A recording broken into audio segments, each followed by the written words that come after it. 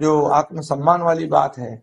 और इसलिए 10 साल में जो मोदी जी ने काम किया, मोदी जी अभी तीसरी बार 10 साल में जो काम किया मोदी जी ने, हमने देखा है कि इतने निर्णय उन्होंने लिए, इतने निर्णय उन्होंने लिए कि पिछले 50-60 सालों में निर्णय नहीं हुए थे उतने निर्णय 10 साल में। लेकिन क्या हुआ, इसके अंदर कुछ फॉल्स नैरेटिव सेट करने की वजह से ये कुछ जगह पर हमें नुकसान हुआ है। महाराष्ट्र में भी नुकसान हुआ है, संविधान बदलेंगे, संविधान बदलेंगे, ये होगा, रिजर्वेशन जाएगा, फलाना होगा, कुछ कुछ भी नहीं होने वाला था। लेकिन 400 पार वाला आंकड़ा जो है उसके वजह से लोगों के दिमाग में एकदम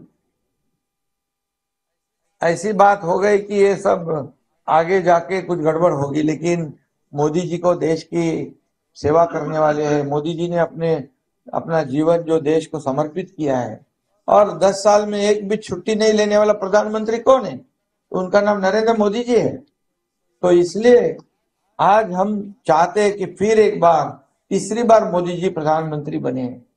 हमारा एक राज्य सरकार का भी एक बहुत बड़ा योगदान उनके सरकार में है, हम पुराने साथी है। और आज तीसरी बार बनने के बाद उन्होंने पहला निर्णय लिया किसानों के लिए, साइन पहली जो की किसानों के कि शेतकरी सम्मान योजना, किसान सम्मान योजना की तुरंत उन्होंने देना शुरू कर दिया। उसका 9 करोड़ किसानों को उसका फायदा होगा।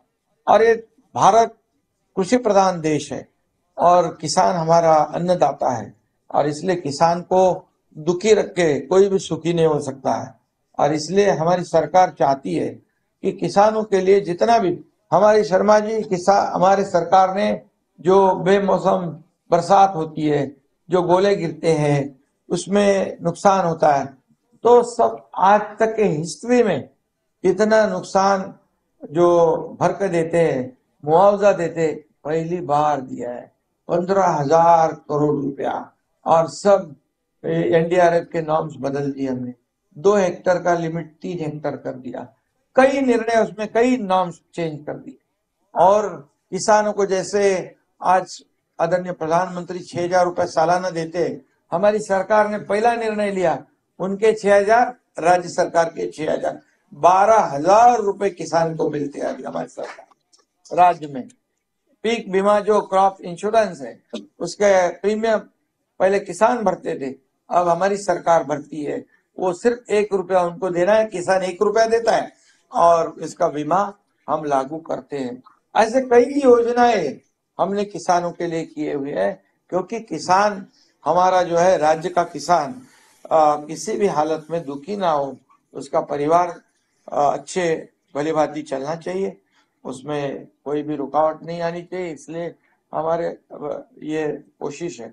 इसलिए आपसे भी हमारा निवेदन, हमारी बात भी हो गई कि जल्दी हम कृषि मंत्री जी से समय लेकर ये सब बातें जो है एमएसपी की, उनके सामने रखेंगे, जो एक्चुअल जो फैक्ट है उनके सामने रखने की आवश्यकता है। क्योंकि हमारे आदरणीय मोदी जी से भी हमारी बात हो गई, ये इलेक्शन होने के बाद, चुनाव होने के बाद बात हो गई है।